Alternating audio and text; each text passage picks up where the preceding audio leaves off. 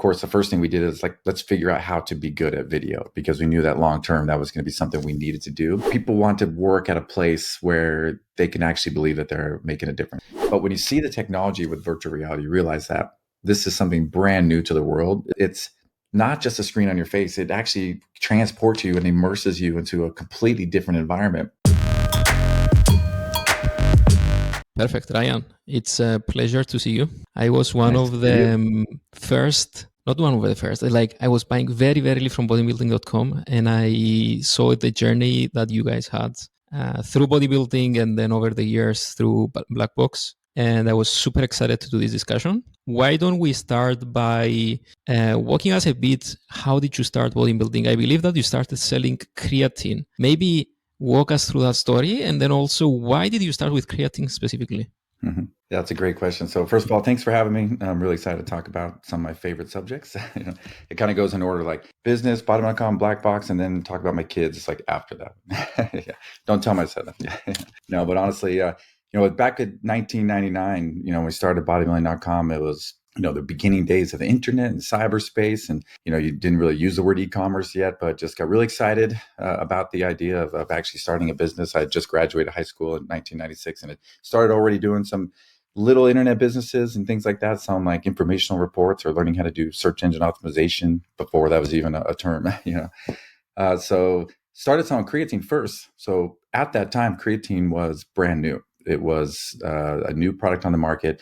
People didn't know what it was. It was just seemed like this really exciting new supplement that was safe, that could help improve strength, help improve muscle mass. And you could go to GNC, so one of the local stores here at the mall, and buy it for like $120 for a month's supply. And so, very expensive, even back then. And so it was like, all right, let's see if there's a way to like get this product at wholesale, be able to put my own labels on it and ship it direct to consumers through the internet. And we were able to find a supplier, and we were able to sell it for something like $50 for a month's supply. So like much cheaper. And using a lot of the internet marketing techniques I'd started to learn that time, just put up a small little website just to see like what it could do. And, at first, not much really happened. And I kind of thought, okay, maybe this isn't going to work.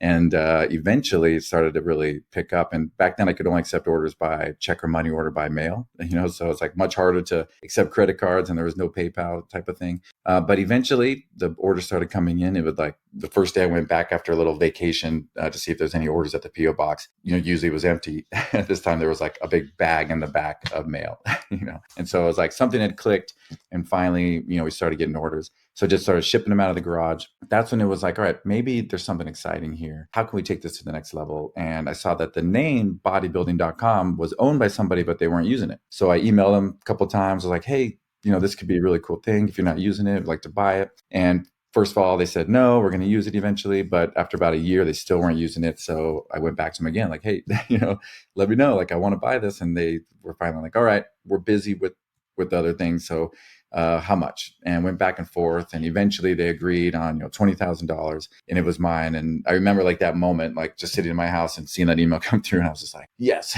like this could be a really good kickstart to a bigger vision of thousands of products, and not just selling products, but also having community and content, and creating this like what we call like a super site, like everything you can need to get in shape and to reach your goals and to work out, or to work with other people to stay accountable. And that's really what kicked it off. April 13th, 1999, the website went live. And once these things happen, what did you do afterwards? Did you start adding more supplements, or did you start with a marketing approach, or was it like everything together? It was everything together.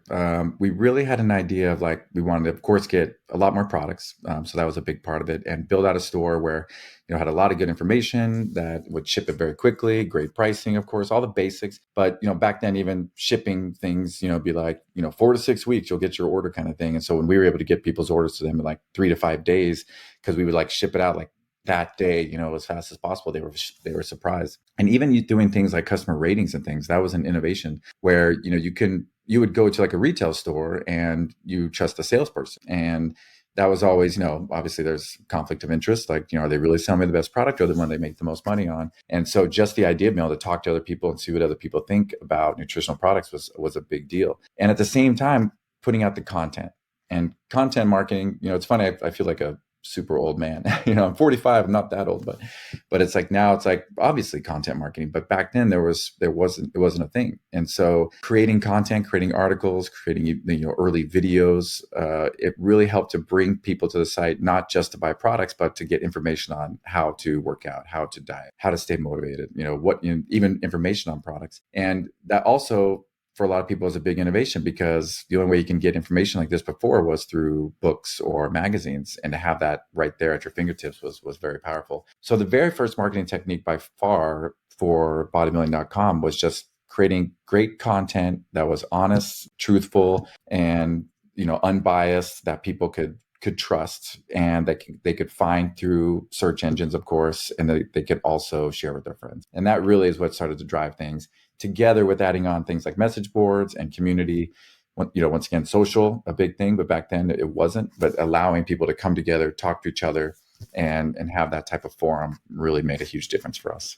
I think the whole industry before you started, it was a big of a very non-transparent way of looking at supplements. Like most people, when I was asking about supplements and going to the stores, were basically describe supplement as steroids. Whereas what I see from all your approach is that you gave so much transparency for people to understand, and you did that through content and so heavily.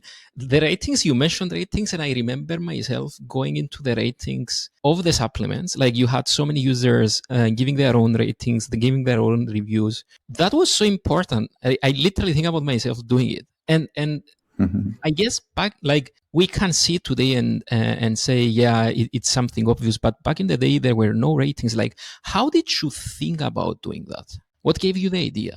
Honestly, I built the website with our amazing team. By the way, it wasn't just me, even close, but we really led with the idea of we wanted to build something for ourselves. What did I want as a end user, right? Less about like, how do we just like make money, and how do we like extract money from people and like, build a big business and get rich. It really was, what do I want? Like, I remember being the 14-year-old kid going into the gym and feeling so unsure of myself, seeing the like big buff guy in the corner, wishing I can ask him a question, but being so intimidated and feeling just so dumb and insecure that I was like, I'm going to make it now so that I can ask that person that question. I could be that 14-year-old kid and ask through these articles, and get that content.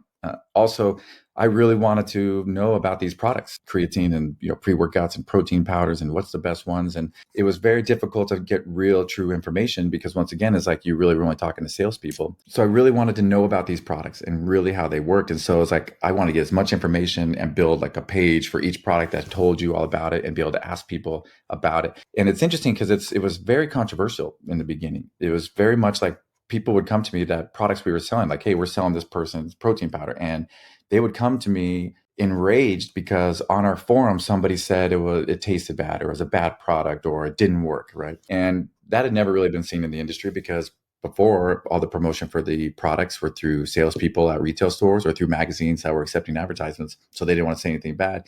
And it was almost the first time some of these executives and company owners could see right here on the product page or on this forum that somebody's saying something negative. And of course, the idea was, look, we want to be honest, because we wanted to build a long-term business. We wanted to build something that was going to last, and not something that was going to be short-term, just, something that people eventually figured out was not real. And so, and I try to convince the vendors like of the same thing, like this is only going to make it better for everybody. And, having some of those negative reviews also makes the positive reviews more powerful. And it also is good feedback for how to improve your product. So I think the short version is, I really looked at everything we did and said, what do I want? What would I truthfully recommend to my friends? And, it's like, I would even like say in our mind, in our meetings, like, would you tell your mom this? And your mom's coming and ask you a question, hey, what workout should I do? What products should I buy? Would you like sell her? You need this one for $99. And we know it doesn't work, but we're going to get your money. Like, no, you would tell her the truth. And if we did that, that was going to help us have that long-term business. Honestly, if we help people to reach their goals and to stay on their fitness program, that's what's going to be the biggest difference for us, because people are going to continue buying products. It's a very interesting industry. People buy products, they last for 30 days on average, and then they got to come back and buy it again. And if the product's not working, if they're not sticking to their program, if they're not seeing results, if they don't know what to do in the gym, they're not going to come back. And so we really did try as best we could to help people to reach their goals, which is going to help them to refer other people to us and help them to continue coming back and buying protein powder.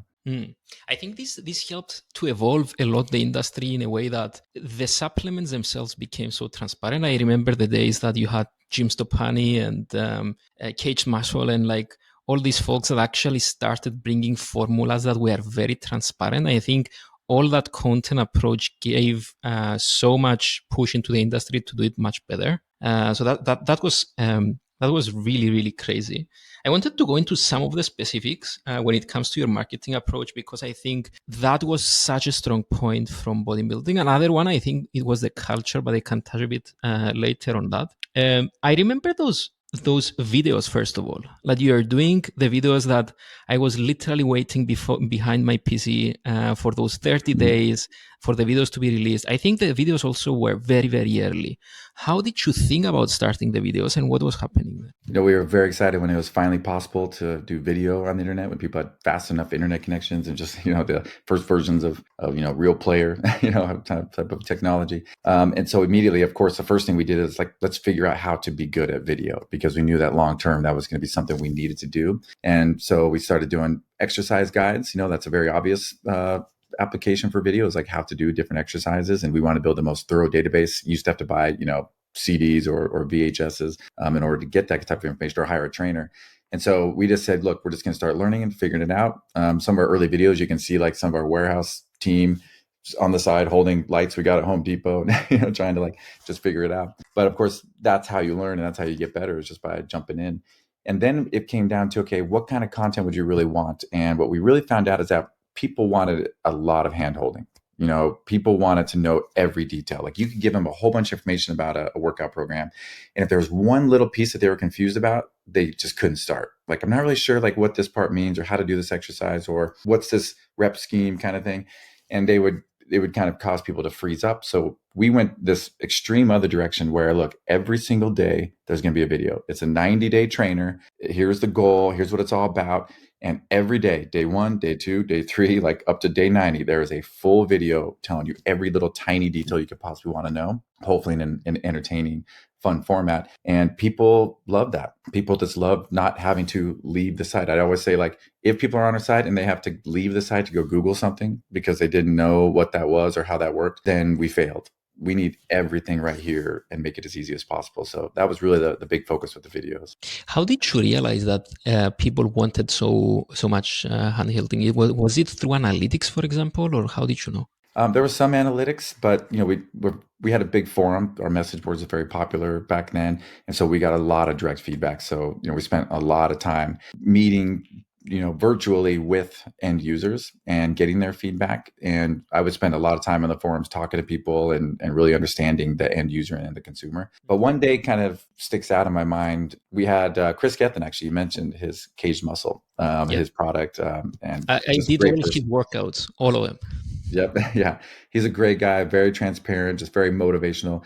He actually, he's from Wales. We had met him when he lived in Los Angeles, but he actually moved here where we're at in Boise, Idaho, and now continues to live here. A good friend. We hired him to help manage a lot of our content on the website. And we spent so much time and effort to put great content on the site, or, different type of videos, different type of articles. And then I remember we would still have some of our own employees that would go directly to him. They'd go into his office to go ask him questions. And I'm like, we have this huge resource. It's all right there. Why aren't you using our own product? And they just wanted more information, more detail straight from him. So it's kind of cheesy looking back, but we literally did the first trainer with him of the video walks into the office and he goes, oh, hey, you're here. Come on in. Let's talk about today.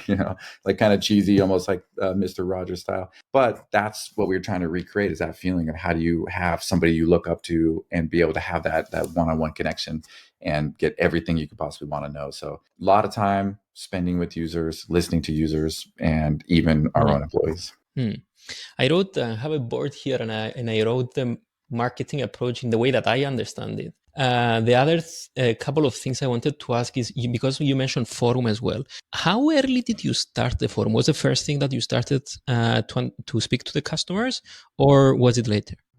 It was almost right away. It was very early versions of, there used to be the bulletin board systems, which I really was into. That was my first like introduction to like internet communities, really old school stuff where it just was mind blowing again that I could talk to somebody in Australia that had some great information and you could learn from that through these different mailing lists and stuff. And we said right away, we want to put up message boards. We want to get that discussion going. We want it to be open and transparent with people. And so it was right from the beginning. And it was like, trying to hold a tiger by its tail. It really did take off really fast. And all the things that we still deal with when it comes to social media, like dealing with trolls, dealing with people posting things they shouldn't, dealing with people arguing and fighting and all sorts of crazy stuff like that. That was the negative part of it that we had to manage, which made it so that a lot of people didn't want to have these social communities and these forums because of that. And we said, look, this is important to us. We're going to figure it out. And of course, it's never perfect, but we're going to try our best to make this the best type of community we can. And it really was straight from the beginning. And like I said, we would get in lawsuits with our own vendors because they were mad about somebody posting something. And we'd have to do investigations of it. Do they work for some other company? And they're lying, but it turned out that they were just an end user trying to help other people. And I mean, I would get a lot of pushback sometimes from other people in the industry or other people in other industries and say, hey, are you sure this is important? And to me, it was very important, and it was worth the effort. How does someone start a forum? I spoke with the founder of MyFitnessPal one day, and he was telling me that at the very early days, what you need to do is you have to be answering everything yourself. You have to be generating content from the beginning, like and at a certain point, this becomes something as a community. But how did you start the community by itself? It was kind of like you said, we had to be in there ourselves and answering questions and asking questions and trying to get people to create those discussions. And there's really no fast way because I've been asked that many times. They call it the cold start problem. Like how do you create something from nothing and light that fire with the community? And it's one of the most difficult things. And I'm sure there's a lot that comes into it with luck and timing. But we really we gave the tools, we gave the ability for people to discuss these things with each other. And we spent a lot of time in those forums ourselves. And eventually people started raising their hands in the community saying, hey, I'd like to be a moderator. I like to lead different discussions and kind of volunteers. And we engaged with them and said, hey, that's, we would love to have you do that. And really like a big part of community is engaging with those type of people, right? The 1% that really want to create content, that want to engage with other members, that want to help lead, help clean things up. Those people will be worth 100 times like another member that might just be not doing much. So I think a big part of it is really identifying those people and helping them to help you to make the community grow. Something else I remember, if we go away from the forum, is I was going to these events that was done in NEC, that you were bringing so many athletes. I remember the first year I've been there, basically bodybuilding.com had a small booth, a few athletes. Second year I went there, like you had a massive booth, all of the famous athletes around. And I could go there, you were giving supplements and all of the great folks from the videos and all of that were there. So it was super fun to speak to them, super fun to learn a lot of things from them on the spot. How did you think about going to these events?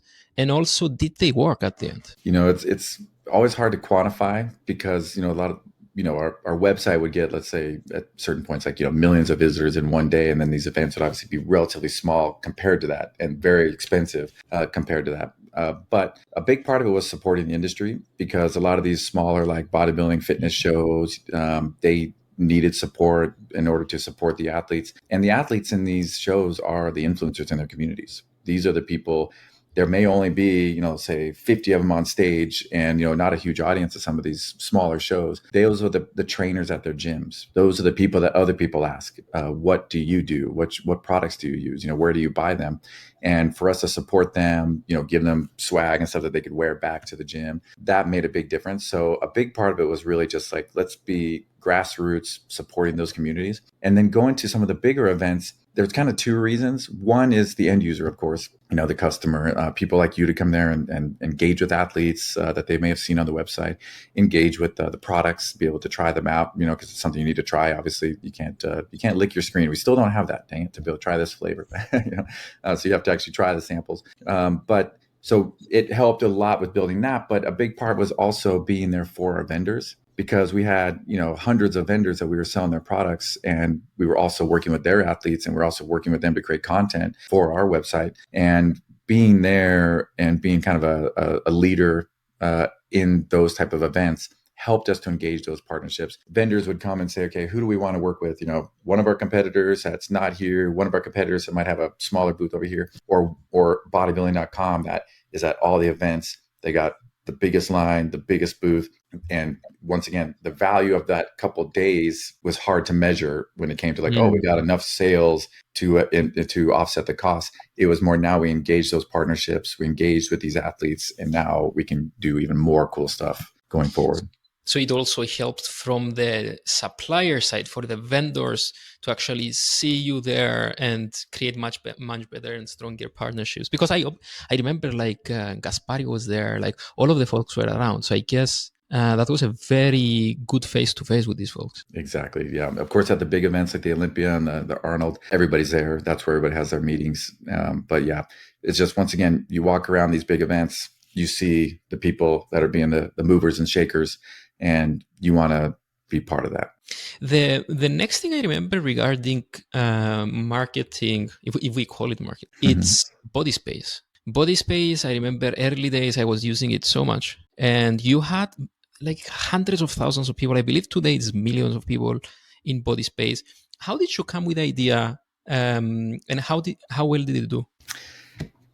You really were a super fan. It's like you were engaged with every part of the company. So I'd like to shake your hand someday. But yeah, BodySpace was a natural extension of forums and message boards. So early social media was forums, right? They didn't really call it social media back then, but like, that was kind of the early version of it.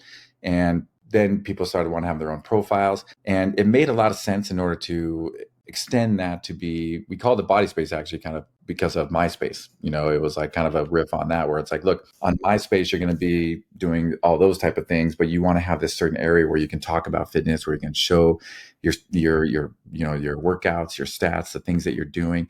And of course, be able to go find other people that are doing similar things. I think my biggest belief about the fitness industry is that, and this goes into the black box stuff, I think my biggest belief about the fitness industry is that we don't lose most of our customers to other competitors. It's easy to think like, oh, somebody stopped ordering from us, they must have went to GNC, or they buy it from Amazon, or if you're a gym, that they switch gyms. We lose most people to the couch. And we would always say, by far, that was our biggest competitor, is when you would call up these customers that have been ordering from us for years and they stopped ordering. And I'd say, what the heck, this person stopped ordering? And sometimes I would literally get on the phone and call them, go, hey, what's going on? Did you find a better price somewhere, or a different supplier? And almost always they would just get very quiet and kind of like, actually, I've been off my plan lately. I still have a whole bunch of protein in my pantry. Most people that start a fitness program don't stick to it.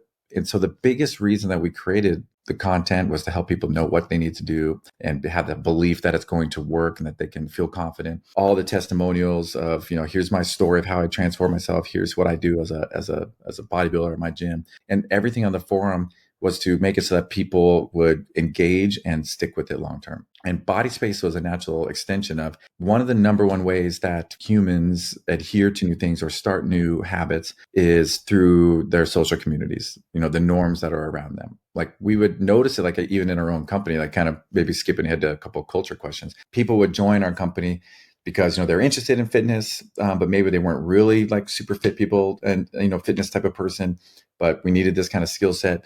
And I'd meet them, they'd start 90 days later, we'd be at some company event and they'd say, I have to tell you, I've lost 35 pounds and I feel the best I've ever felt. And I almost did on accident, just being around people that have jugs of water with them, that are talking about fitness, that are not doing some of these negative habits. That would be the thing that would actually get them to just naturally start to change. And the opposite is true, of course, too. Studies are showing like if you start to hang around people that smoke, you're more likely to smoke, or hang around obese people, you're more likely to become obese. And BodySpace was really a way to say, look, let's create these communities of people that can come together, create those norms, to create that accountability, to create the inspiration that will make it so that you will naturally want to be part of that group and naturally do the things you need to do to succeed.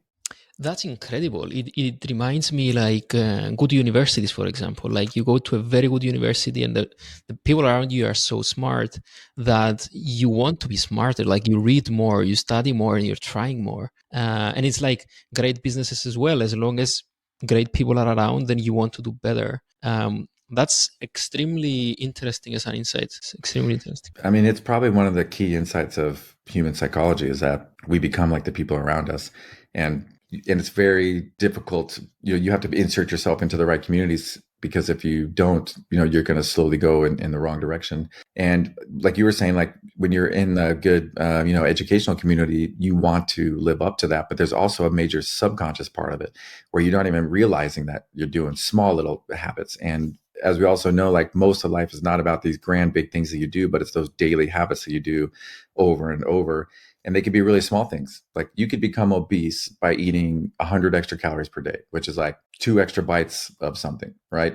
When you think about, oh, somebody like gained a lot of weight, oh, they must have just been like just eating nonstop donuts and fast food. But it could literally just be that they just had a few extra chips every day, 100 extra calories, 35 days, they're gaining 1 pound per day, 10 pounds per year, or 1 pound per month, sorry, 10 pounds per year approximately. And then, 4 or 5 years, they've gained 40 or 50 pounds, not because they just jumped off the deep end and said, screw it, I'm just going to eat nonstop junk. It's just those little tiny bit extra. So when you're around people that are reading just a little bit more, working out a little bit more, eating a little bit better, subconsciously, you'll just do those smaller habits that can actually add up to be a really big life change over time. I think this is a very good segue to speak a bit about culture. I've seen a lot of people who have been speaking about bodybuilding.com having a gym around the office.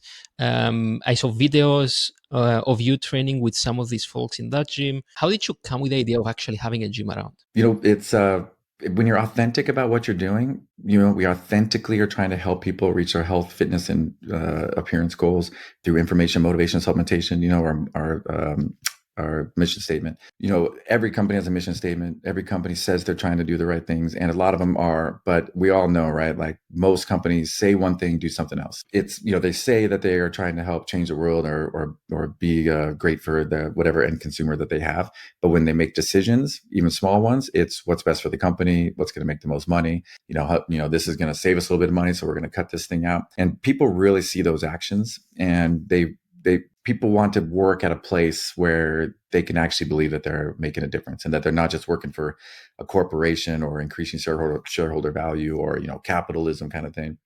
And so we authentically cared about helping people because once again, we were building the thing we wanted for ourselves, which ends up just being the thing that also helped us to grow the fastest. And so putting a gym in the actual headquarters was a big part of that. And by the way, the gym was on the first floor, the first thing you saw when you walked in, right? You walked in this lobby, our mission statement was like huge over on this side, and every one of our employees signed it, like in marker, so they walk in every day, see their signature right next to the mission statement. And then right behind the front desk, you could see right into a big gym and seeing people working out.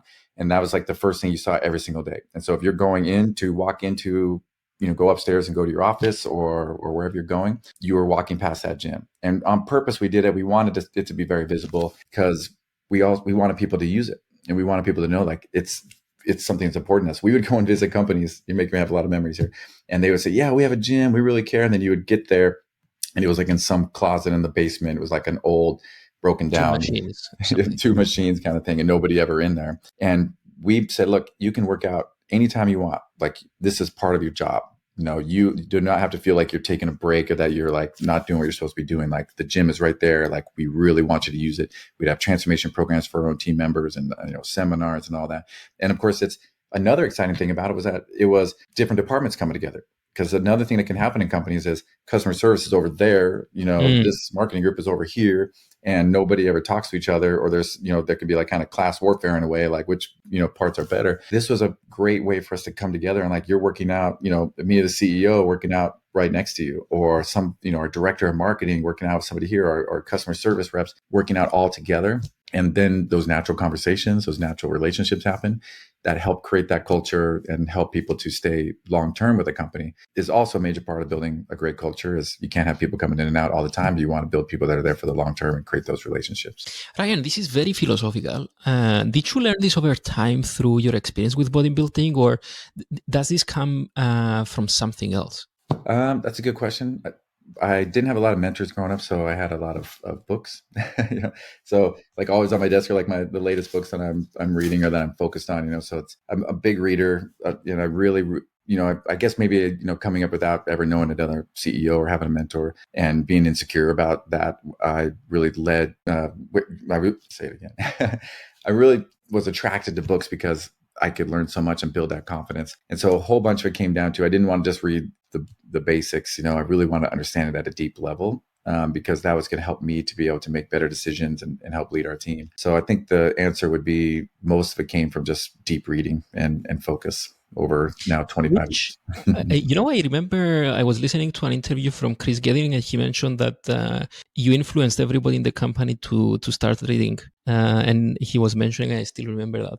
What three books would you say are your favorites? It changes all the time, but I'd say a couple big ones. One that everybody's heard of, How to Win Friends and Influence People. It's it sounds kind of like a basic book, but there's the insights there into relationships and human psychology are just very critical to the point where I want to read it at least every couple of years as reminders. I read quite a lot on behavioral psychology. I'm not sure if I have a certain favorite book on that, but a lot of it was around, how people really think and how all the biases, it's very popular in books now, is like how we think and how we don't even realize why we're making certain decisions like that. A big focus on how innovation starts. So, one book I have right here is, the popular Diffusion of Innovations, which is the one where it talks about early adopters and laggards and like how do new innovations actually diffuse. It's one of the hardest things also to do is to create something new and have it actually become accepted by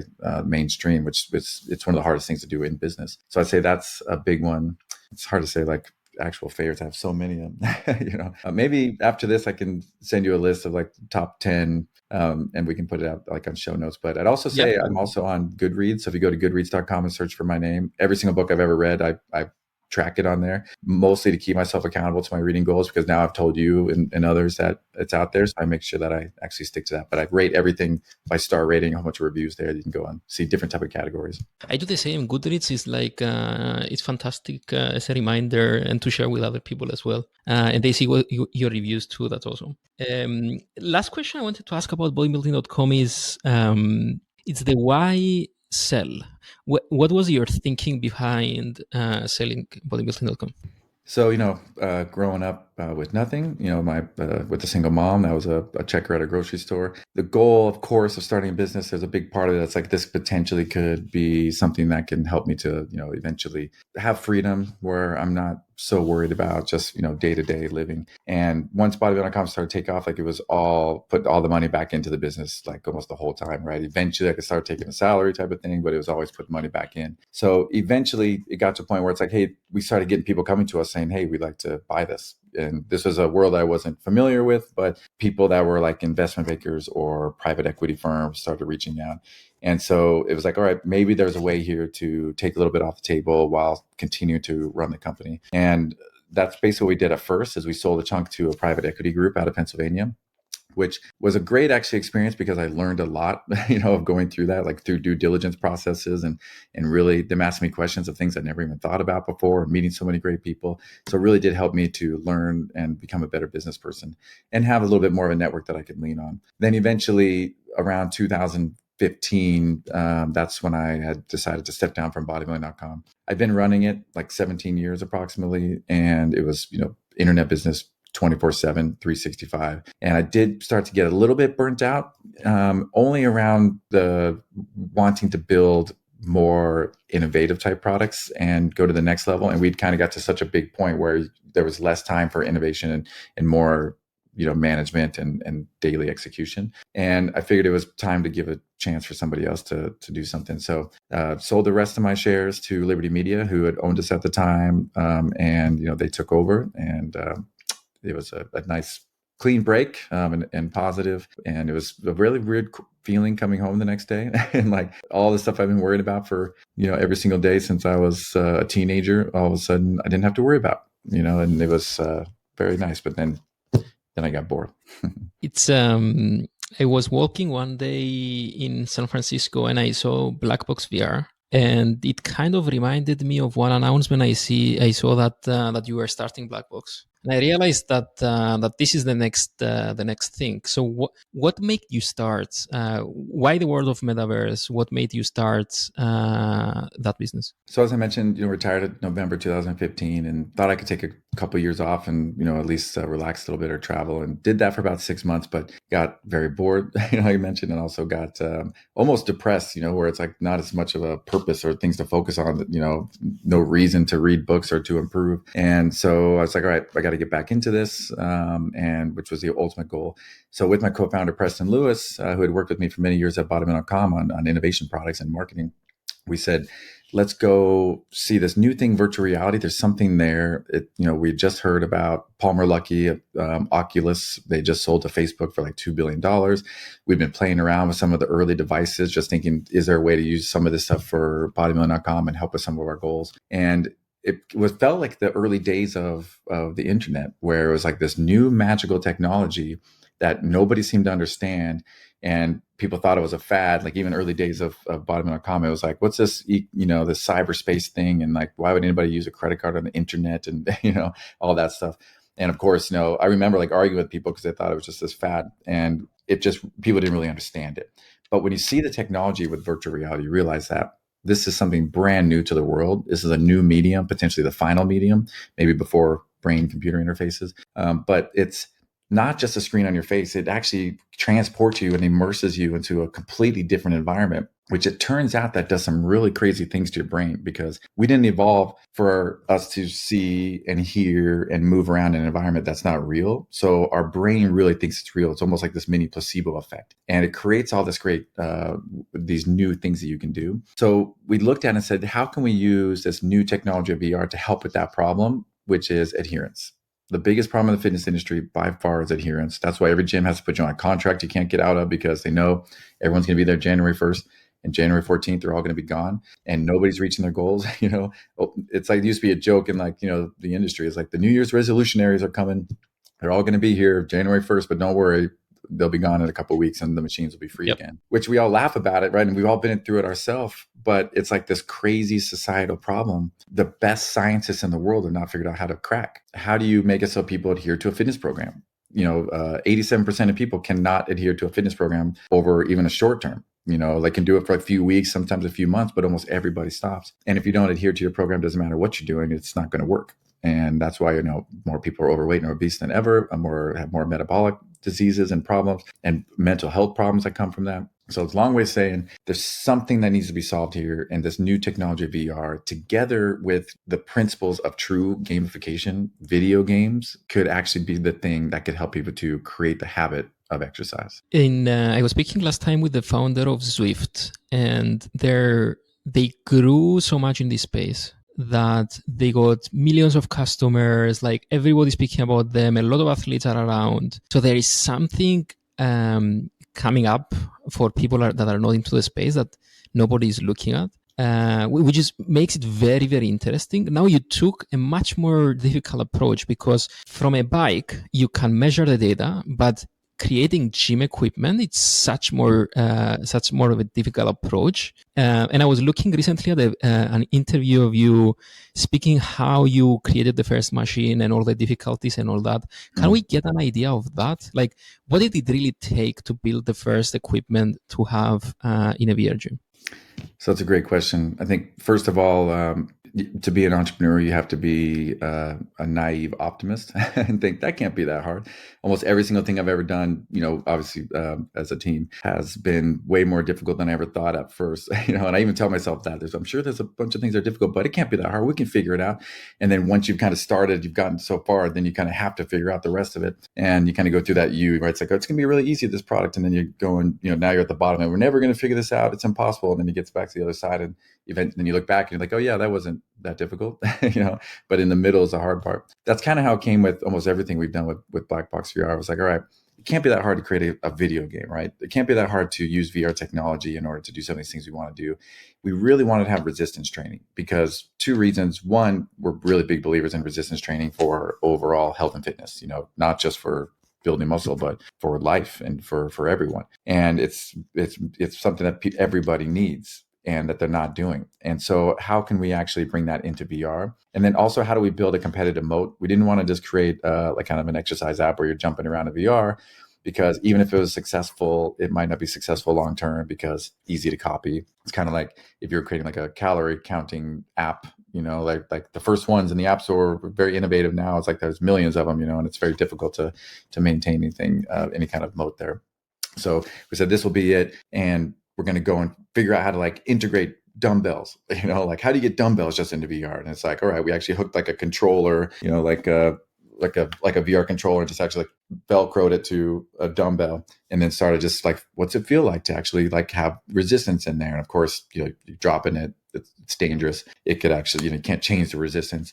And we started looking at other type of cable machines and say, what could we use? But then it was like, man, we got to create our own. And electronic resistance wasn't really a big thing. Now tonal, was out there and other ones, but this new kind of thing also came out where, hey, there's this electromagnetic servo motors where we can actually make it so that we can deliver resistance into VR controlled by the game engine in real time with like a really high fidelity. We could change it like 0.001 pounds, kind of a resistance in real time, like throughout a rep, up to really heavy, like 250 pounds per rep. And so we said, let's go figure this out. And, years and years, of course, of iterating has got us to a place where now it's a single exercise machine that can do pretty much every exercise, full body type of exercises that you can want to do, like squats, deadlifts, overhead press, standing row, chest press, lat pull downs, bicep curls. There's so many different things you could do with one machine that's robotically changes where the handle positions are. So you don't have to actually take yourself out of VR, because that was another big part of it. Is the value of VR is the immersion. And if you're always having to take the headset off and change a cable or change a position,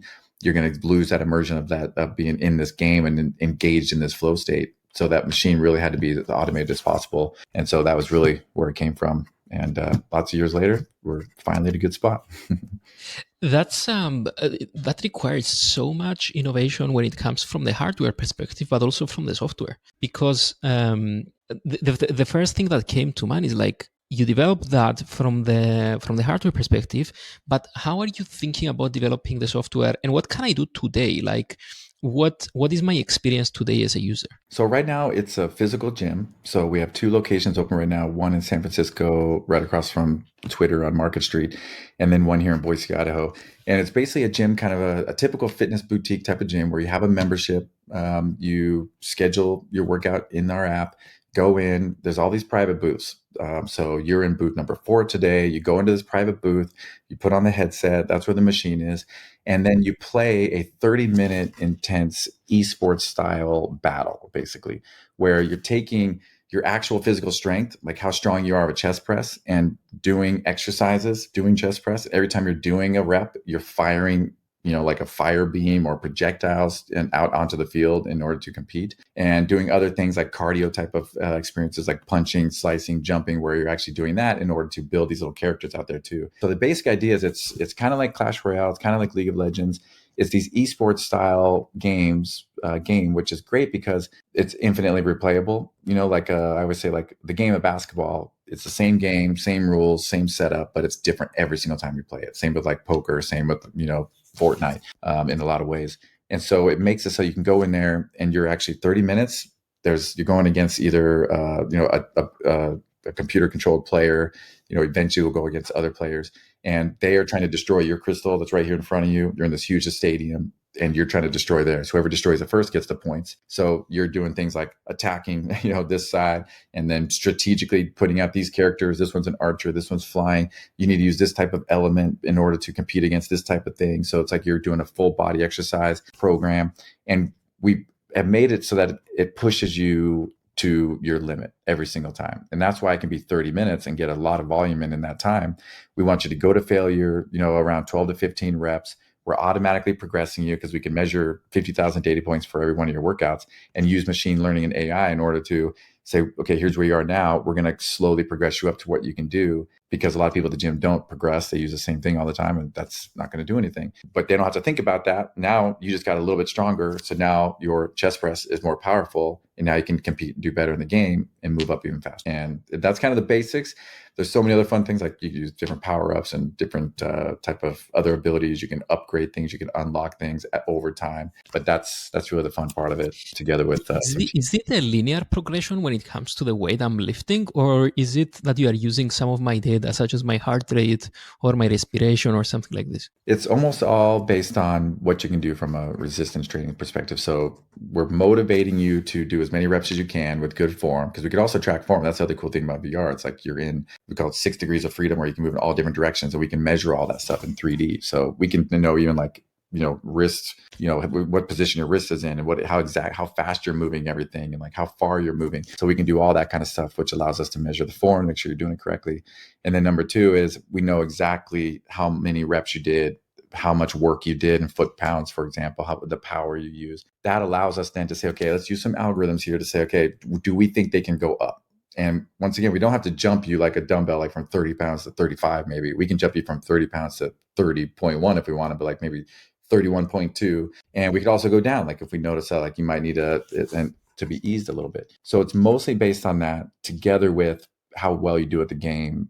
And that's part of the other part with like the cardio aspect, because if you get too tired, you're not going to be able to do as much activity, and then you might lose this next battle. And so if you win, it gets more difficult the next battle, and you earn other rewards. And if you lose, you either stay there or you go down a little bit. So in all these different ways, we're measuring everything: your ability, your strength, your endurance, your speed, your power, as well as your gameplay strategy. And putting all those things together just kind of get you to where you need to be. That, from a product perspective, that makes the complexity even much more, because like you build the hardware at the beginning, then you did the game and the software, but then you also need all the expertise from the fitness standpoint. How many people are you today?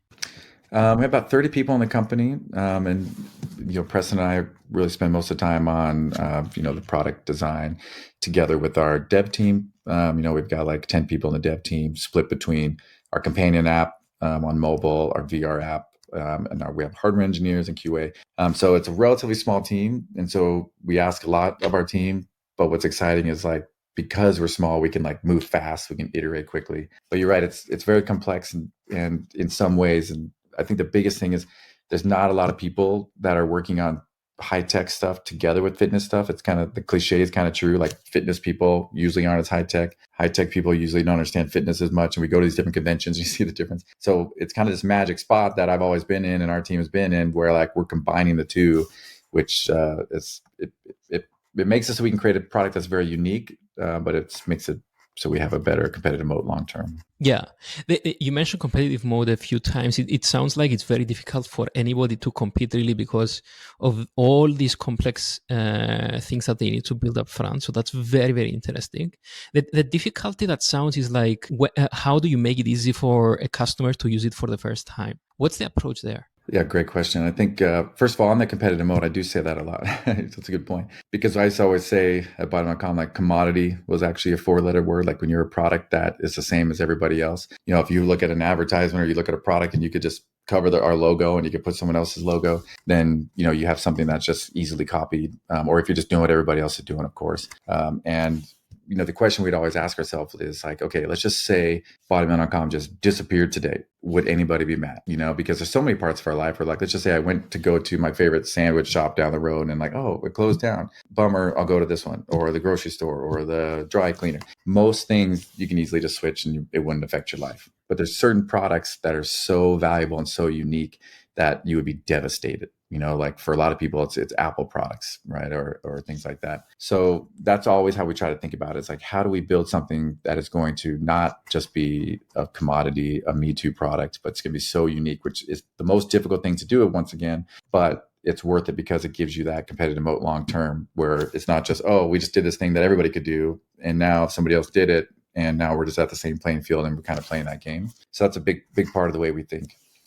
I think from the complexity side, there's a lot we can learn from video games. Video games are great at onboarding, right? Like you go and you start a new video game, and like a good example would be like Super Mario Brothers, like the very first one on Nintendo. And you start and there's nothing to do except for run one way or the other. And if you run to the left, you just hit a wall. So, okay, can't do that. So it taught you run that way. First thing you're learning is run to the right. Then you keep running and you hit this mushroom and then you die. Okay, that's weird. All right, what do I do now? Jump. And then, oh, I jumped on him. Oh, I got that, and it's like games are really good about just slowly introducing you to new concepts, even to the point where you can't pass a certain level until you master some certain thing. And then it gives you this new capability. So you're constantly scaffolding kind of, learning new capabilities, which is how we learn, right? We start with the basics. Like if you even think of like from a job or from like a toddler, you can't, teach a toddler to do a backflip. You have to teach them first to walk and then go upstairs and then to jump. And you take it, if you try to teach them to backflip the first day, it's going to be miserable for everybody.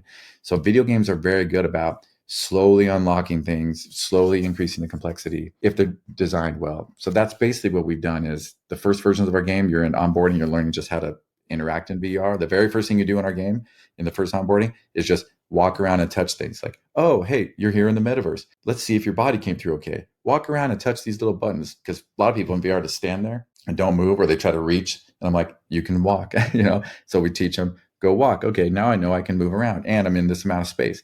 Next thing is the next thing. And then, of course, the exercise. And then we're teaching them how to do that. And then also measuring. We got to figure out how strong are you for like a starter kind of level. So let's kind of gamify it. Let's learn this new thing. All right, let's do a couple more of those things. And that's going to slowly unlock new things. And that can go on forever. That's the fun thing too, is you can constantly be unlocking new things. Once you're at a really far level on a certain game, you can then unlock some new area that is only for advanced players, or some new currency or some new type of mechanic.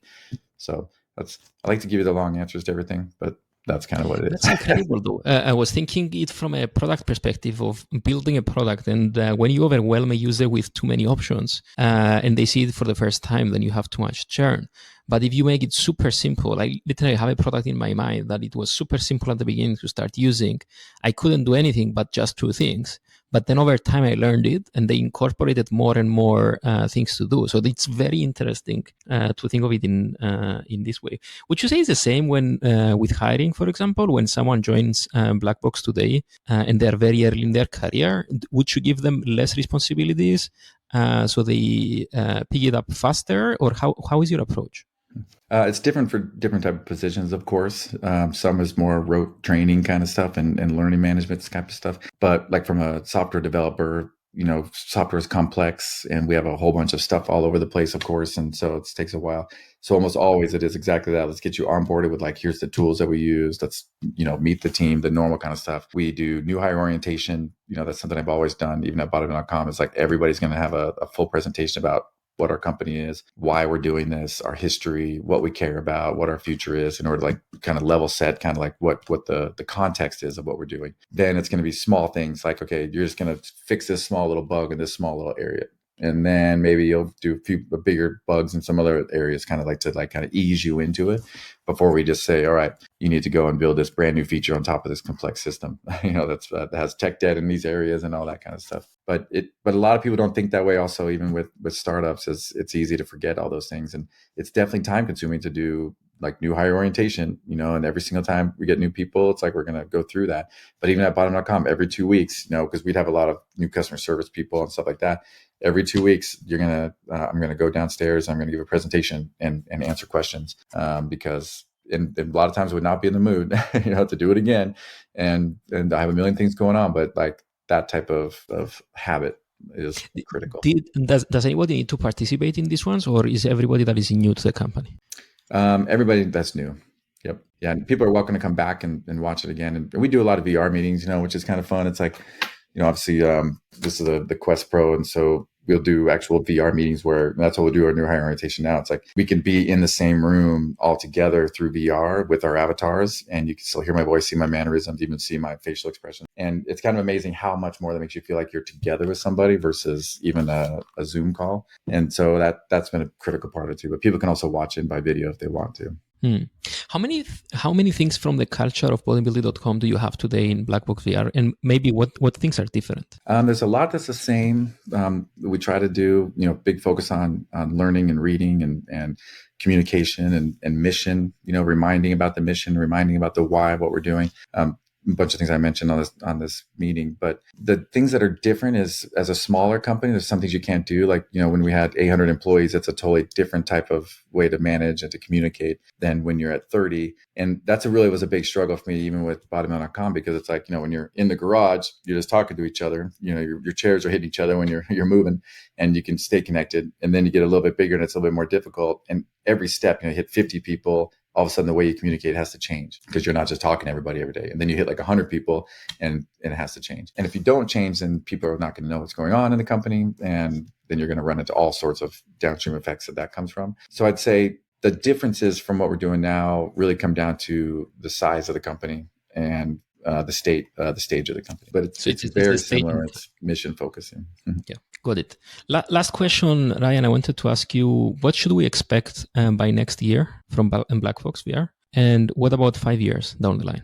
So our goal right now, as I mentioned, we have 2 gyms open, and we've basically just been using these gyms to learn, to have to build a product, of course, and to get it to where it needs to be. And there's so many aspects of it that's a big project. The next step is to do our first franchise test location, because we want to scale through franchising. It's a great way to scale fitness concepts, as we know. Like, if a concept takes off, like F45 or Orange Theory, those things can just grow really fast. And it's still going to be location based, because the machines are expensive. So we want to, we're not ready for like a home version of it quite yet. So I'd say the first thing that I hope is, in a year, next time we talk, that we will have franchise locations open. And of course, opening a franchise, being a franchisor is a whole different business than just running your own independent places. So really becoming an expert, on franchising, getting all that stuff set up. There's a whole bunch of legal stuff you have to do to be a franchisor, and state registrations and all that stuff. But the biggest thing is you have to build a turnkey system that anybody can run without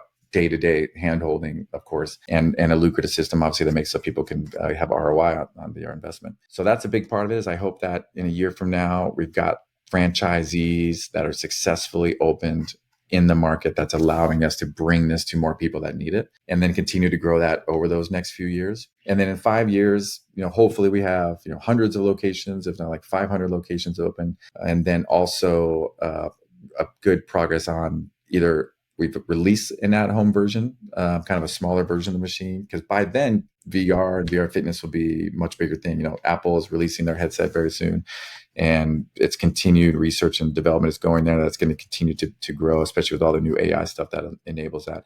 So we hope that there's going to be a moment that the market is ready to say, okay, I've got VR at home. I have my VR room. I'm comfortable with it. Now I want to add on exercise. People are already doing that today in cardio type games. Now I want to add on resistance training and a much bigger, more exciting kind of fitness routine to home, while continuing to grow our franchises. Incredible. Ryan, our next meeting probably is going to be through VR. It's going to be through the gym. Right. Awesome. Thanks so much. Thank you.